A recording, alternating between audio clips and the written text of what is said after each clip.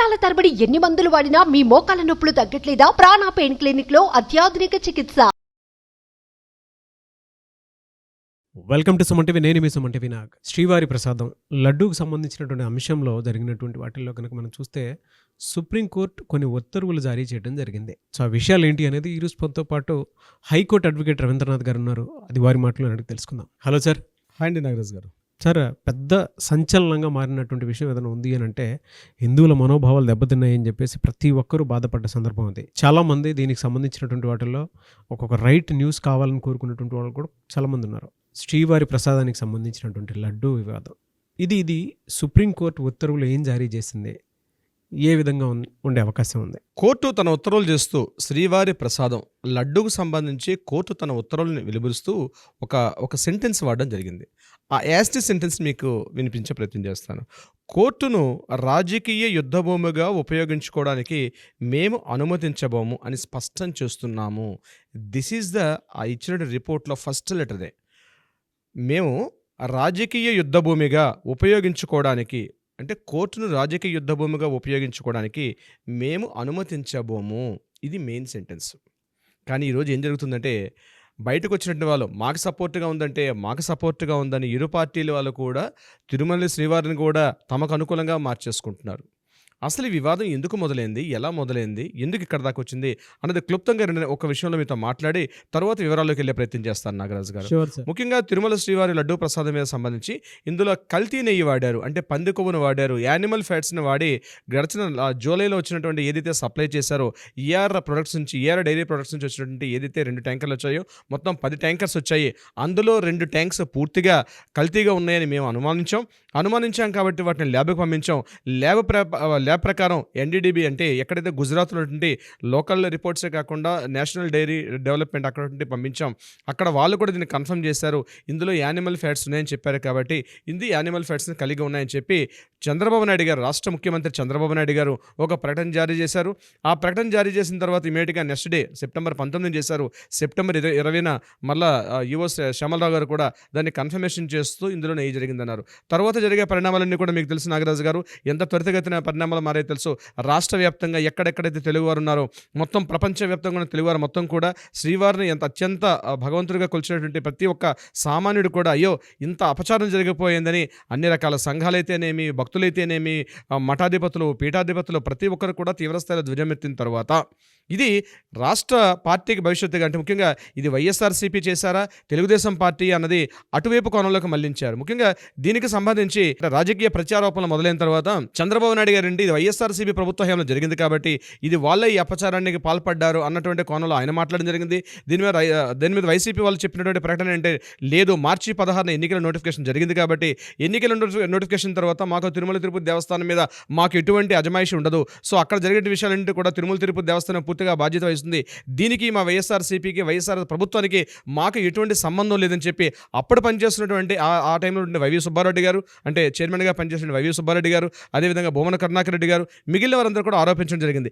ఈ రకంగా ఇలాంటి పరిణామాలు జరుగుతున్న పరిణామంలోనే రాష్ట్ర ప్రభుత్వం ఒక సిట్ని ఏర్పాటు చేశారు. దీని మీద ఒక దర్యాప్తుని ఏర్పాటు చేసి ఎస్ఆర్నో తెలియపరచడంలో ఒక దర్యాప్తుని ఏర్పాటు చేయడం జరిగింది. అయితే దీనికి సంబంధించి సుబ్బారెడ్డి గారు, వైవి సుబ్బారెడ్డి గారు, భూమన కరుణాకర్ రెడ్డి గారు మొత్తం కొంతమంది కలిసి సుప్రీంకోర్టులో దీని మీద ఒక వాద్యం చేయడానికి అని చెప్పి సుప్రీంకోర్టుని వాళ్ళు ఆశ్రయించారు. వైఎస్ఆర్సీపీ పార్టీ తరఫున పూర్వపు పనిచేసినటువంటి చైర్మన్లు ఈ సుప్రీంకోర్టుని ఆశ్రయించడం జరిగింది. దీని మీద రాష్ట్ర ప్రభుత్వం, అదేవిధంగా తిరుమల తిరుపతి దేవస్థానం వీళ్ళందరినీ ప్రతివాదన చేస్తూ సుప్రీంకోర్టుని వీళ్ళు ఆశ్రయించారు. అయితే ఆశ్రయించినప్పుడు ఏమేం జరిగింది, దీనికి సంబంధించింది ఏపీ స్టేట్ తరపున ముకుల్ రోహిత్గి అన్నటువంటి న్యాయవాది గారు, అదేవిధంగా టీటీడీ తరపున సిద్ధార్థ్ లోత్రా గారు, ఈ పేరు బహుశా మీరు వినే ఉంటారు నాగరాజు గారు, అలాగే వైవి సుబ్బారెడ్డి గారి తరపున కపిల్ సిబాల్ గారు, అదేవిధంగా మన central solicitor general Tushar Mehta గారు. దీనికి సంబంధించి ఈరోజు సుప్రీంకోర్టులో ఒక ద్విసభ్య కమిటీ, అంటే సుప్రీంకోర్టు జస్టిస్ గారు అయినటువంటి విశ్వనాథ్ గారు, అదేవిధంగా గోయల్ గారు, వీళ్ళిద్దరి యొక్క సమక్షంలో ఈ ఐదుగురు న్యాయవాదులు, అంటే ఇప్పుడు నేను చెప్పినటువంటి అటు ఏపీ స్టేట్ తరపున ముకుల్ రోహిత్గి గారు, టీటీడీ తరపున సిద్ధార్థ లోత్రా గారు, వైవి సుబ్బారెడ్డి గారు అండ్ వారి ఇతరులు వాళ్ళకి సంబంధించి భూమన కరుణాకర్ రెడ్డి గారు, వైవి సుబ్బారెడ్డి తరపున కపిల్ సిబాల్ గారు, అదేవిధంగా సెంట్రల్ సొలిసిటర్ జనరల్, ఇటువంటి ఎప్పుడైతే ఈ గవర్నమెంట్ సంస్థలకు సంబంధించి వస్తుందో డెఫినెట్గా సొలిసిటర్ జనరల్ కూడా పార్టిసిపేట్ చేస్తారు. ప్రెజెంట్ ఆయన మనకి తుషార్ మెహతా గారు సెంటర్లో ఉన్నారు, ఆయన కూడా ఈ యొక్క పార్ట్లో జరగడం జరిగింది. అయితే వీళ్ళు ఏం చేశారు, వీళ్ళందరూ కూడా డిస్కషన్స్ సుప్రీంకోర్టులో ఒక అంటే ఈ యొక్క వాద్యం జరిగింది. దీని మీద కొంత ట్రయల్స్ జరిగింది. ఈరోజు మార్నింగ్ 10:30 ద్విసభ్య కమిటీలో ఉన్నటువంటి విశ్వనాథ్ గారు, అదేవిధంగా బిఆర్ గవాయ్ వీరి యొక్క ద్విసభ్య జస్టిస్ల ఆధ్వర్యంలో ఈ యొక్క డిస్కషన్ జరిగింది. అయితే ఈ డిస్కషన్ కొంత ఇంట్రెస్టింగ్గా జరిగింది నాగరాజు గారు. దీనికి సంబంధించి కొంత వాద్యం జరిగింది. ఏం జరిగిందంటే కోర్టు దీనికి సంబంధించి డిస్కషన్ చేసేటప్పుడు వైవి సుబ్బారెడ్డి గారు, బొమ్మన కరుణాకర్ రెడ్డి గారు వీరికి సంబంధించి కపిల్ సిబాల్ గారు ఒక క్వశ్చన్ రైజ్ చేశారు. ఏమని క్వశ్చన్ రైజ్ చేశారంటే ఎన్డీడీబీ ల్యాబ్ నుంచి జూలైలో రిపోర్ట్ తిరిగి వచ్చిందని, దానికి సంబంధించి ఆ నివేదిక ఆధారంగా ముఖ్యంగా రాష్ట్ర ముఖ్యమంత్రి చంద్రబాబు నాయుడు గారు ఒక ప్రకటన చేశారు అని చెప్తూ రాష్ట్రం తరపున వాదిస్తున్నటువంటి ముకుల్ రోహత్గి గారు ఒక ప్రకటన చేశారు. ఎప్పుడైతే అక్కడ ముకుల్ రోహత్గి గారు మాట్లాడారో ఇమ్మీడియట్గా కపిల్ సిబాల్ గారు, అంటే ఎవరు, ఈ వైవి సుబ్బారెడ్డి గారు అగైన్ బొమ్మన కరుణాకర్ రెడ్డి గారు తరపున కపిల్ సిబాల్ గారు ఇమ్మీడియట్గా లేచి అక్కడ ఏమడిగారంటే పంది కొవ్వు వాడినట్లు అతనికి ఎలా తెలుసు అని కపిల్ సిబాల్ గారు క్వశ్చన్ చేయడం జరిగింది. ఇమ్మీడియట్గా ముకుల్ రోహత్గి గారు ఏం చెప్పారంటే ల్యాబ్ రిపోర్ట్లో ఈ విషయం ఉంది కాబట్టి ముఖ్యమంత్రి గారు ఈ విషయం చెప్పడం జరిగింది అని చెప్పారు. అయితే కూరగాయల కొవ్వు కూడా ఉంది కదా, దానికి సంబంధించి ఎందుకు ఇన్ఫర్మేషన్ చేయలేదు అని కపిల్ సిబాల్ గారు ఒక క్వశ్చన్ రేజ్ చేయడం జరిగింది. అయితే ఆయన మాట్లాడుతూ ఒక మాట చెప్పారు. July 6th and July 12th తేదీలో 2 ట్యాంక్స్ వచ్చాయని చెప్పి, మరియు వాటిని ఉపయోగించలేదని చెప్పారు కదా, మరి ఉపయోగించలేదని చెప్పినప్పుడు వాటిలో ఉన్నటువంటి ఏదైతే కొవ్వు కలుషితమైంది అది ప్రసాదంలో వాడినట్టుగా రాష్ట్ర ముఖ్యమంత్రి గారు ఎట్లా రిపోర్ట్లో ఉన్నటువంటిది ఎలా ముందే కన్ఫర్మ్ చేస్తారు అని కపిల్ సిబల్ గారు చాలా తెలివిగా ఒక క్వశ్చన్ చేయడం జరిగింది. అయితే అప్పుడు విశ్వనాథ్ గారు ఏమంటే జస్టిస్గా ఉన్నటువంటి జస్టిస్ విశ్వనాథ్ గారు ఏమంటే లూథర్తో మాట్లాడారు. ఈ రాబర్ట్ లూథర్ ఎవరు అంటే మనకి టీటీడీ తరపున ఉన్నటువంటి అడ్వకేట్. టీటీడీ తరపున సిద్ధార్థ లూథ్రా న్యాయవాది ఏం మాట్లాడుతున్నారంటే జూలై 6-12 తేదీలో కొండపైకి చేరిన నెయ్యి కలుషితమైంది, అది కన్ఫర్మేషన్ చేశారు. కలుషితం అయితే అడిగారు ఇమ్మీడియట్గా మన కపిల్ సిబల్ గారు, మరి కలుషితమైందని చెప్పారు కదా, మరి పొల్యూట్ అయినటువంటి ఏదైతే ఈ నెయ్యిని మీరు టెంపుల్ దాకా ఎందుకు తీసుకొచ్చారు? మీరు ముందే మీకు చెక్ పోస్టులు ఉన్నాయి కదా, చెక్ పోస్టుల దగ్గర వాటిని ఎందుకు ఆపలేకపోయారు? మిగిలిన 6 కన్ఫర్మేషన్ ఉంది, వీటిలో ఉన్నట్టు మీకు ఆల్రెడీ మీరు గెస్ చేసినప్పుడు వాటిని ఇక్కడే ఇందాక ఆపచ్చు కదా, కొండపై దాకా మీరు ఎందుకు తీసుకెళ్లారు అని కపిల్ సిబాల్ గారు క్వశ్చన్ రేజ్ చేయడం జరిగింది.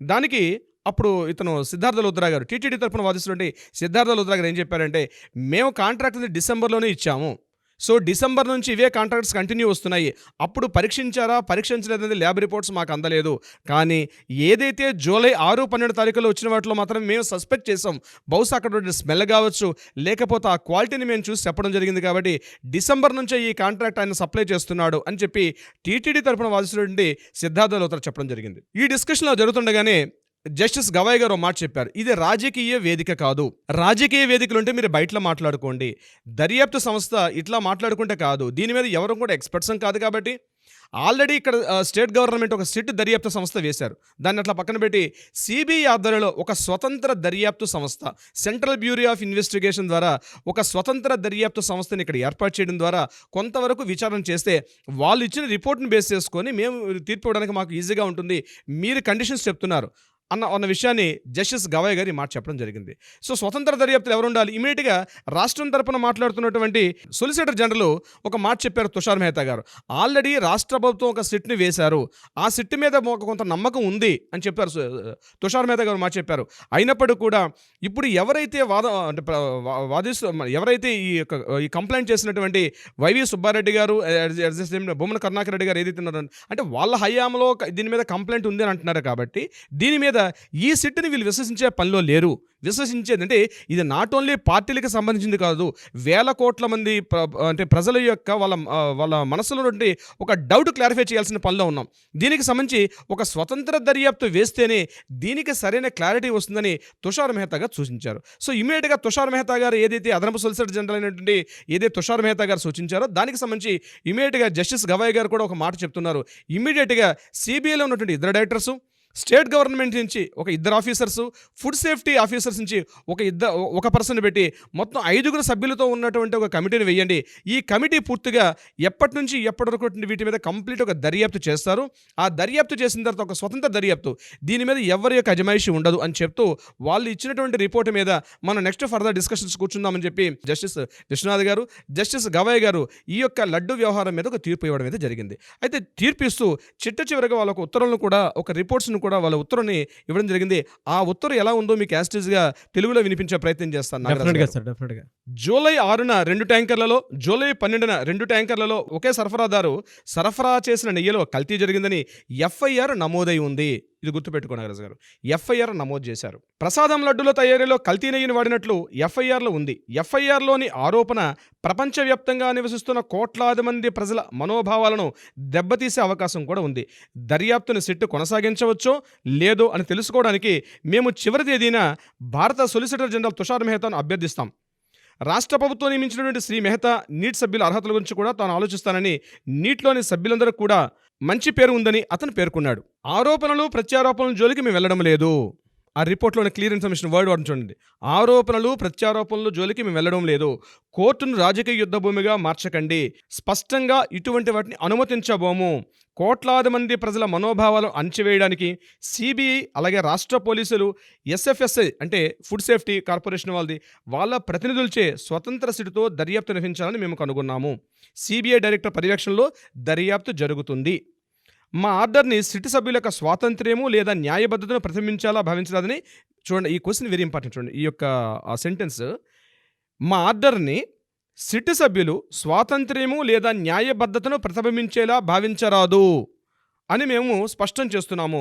భగవంతునిపై విశ్వాసం ఉన్న కోట్లాది ప్రజల మనోభావాలను నివృత్తి చేయడానికి మాత్రమే మేము ఈ ఆదేశాన్ని జారీ చేస్తున్నాము అని చెప్పడం జరిగింది. అంటే దీని అర్థం ఏంటంటే నాగరాజు గారు, కోట్లాది మంది ప్రజలు ఏదైతే భావిస్తున్నారో వాళ్ళ మనసులో ఉన్నటువంటి డౌట్స్ క్లారిఫై చేయడం ఉద్దేశంతో మేము ఈ సెట్ని ఇస్తున్నాము. ఈ దర్యాప్తు సంస్థకి ఒక ప్రామాణికత ఉంటుంది, కానీ వాళ్ళకు ఒక డెడ్ లైన్ పెట్టలేదు దీంట్లో. అంటే ఈ టైంలోగా మీరు సబ్మిట్ చేయండి అని మేము ఎక్కడ డెడ్ లైన్ ఇవ్వట్లేదు. వాళ్ళకి స్వతంత్రంగా దర్యాప్తు చేయండి. ఈ దర్యాప్తుకి రాష్ట్ర ప్రభుత్వం పూర్తిగా సహాయ సహకారాలు అందించాలి అని చెప్తూ చివరి స్టేట్మెంట్ అయితే ఇవ్వడం జరిగింది. అయితే బయటకు వచ్చినటువంటి రాజకీయ పక్షాలు ఏం మాట్లాడుకున్నారంటే, ఈ యొక్క రిపోర్ట్ మాకు సపోర్ట్గా ఉందని మనం ఆల్మోస్ట్ మార్నింగ్ చూస్తున్నాం నాగరాజు గారు. యాక్చువల్గా సుప్రీంకోర్టు యొక్క ధర్మాసనం చేసే పనులు ఎలా ఉంటాయంటే, రాజకీయ వేదిక కాదు, రాజకీయ వాతావరణం ఆ పార్లమెంట్లోనూ అసెంబ్లీలోనూ మాట్లాడుకుంటారు, కానీ జ్యుడిషియరీ వ్యవస్థ ఏది కరెక్ట్ ఏది రాంగ్ అని చెప్పడానికి మాత్రమే ఉంటుంది. ఇక్కడ న్యాయవాదులు కూడా మాది రైట్ అని చెప్పడానికి ప్రయత్నిస్తారు, కానీ చివరిగా ఏదైతే సిట్ దర్యాప్తు సంస్థ ఇచ్చినటువంటి అల్టిమేట్ ఏదైతే ఒక కాపీ ఉంటుందో, ఫైనల్ రిపోర్ట్ ఉంటుందో, దాన్ని బేస్ చేసి వచ్చే అవకాశం అయితే ఉంటుంది. అయితే రాష్ట్ర ప్రభుత్వం దీని మీద తీసుకున్న నిర్ణయాలు మాత్రం కొంతవరకు ఆ మొత్తం ఎంటైర్ డిస్కషన్ మనం చూసినప్పుడు మాట అనిపించింది, చంద్రబాబు నాయుడు గారు మాత్రం కొంత తొందరపాటు పడ్డారు ప్రెస్ మీట్ పెట్టి అని మాత్రం మనకు ఎంటైర్ ఎపిసోడ్ మనం చూస్తే మాత్రం కనిపిస్తుంది నాగరాజు గారు. చూద్దామండి మన ప్రజలు కూడా ఏం చెప్తారు ఏంటి అనేటువంటి దానికి. ఎందుకంటే ధర్మాసనం చెప్పినటువంటి విషయాల ప్రకారం కనుక మనం చూస్తే, మీరు ఇందాక చెప్పినట్టు స్టేట్మెంట్ కూడా ఏమో తొందరపాటు జరిగిందేమో అనుకున్నటువంటి ఆలోచన అయితే ఎవరికైనా కలక్క మానదు. సో మన ప్రజలు ఏం చెప్తారు అనేటువంటిది కింద కామెంట్ బాక్స్లో పోస్ట్ చేసే దాన్ని బట్టి చూద్దాము. Thank you so much Ravindranath గారు. Thank you so much Nagaraju గారు.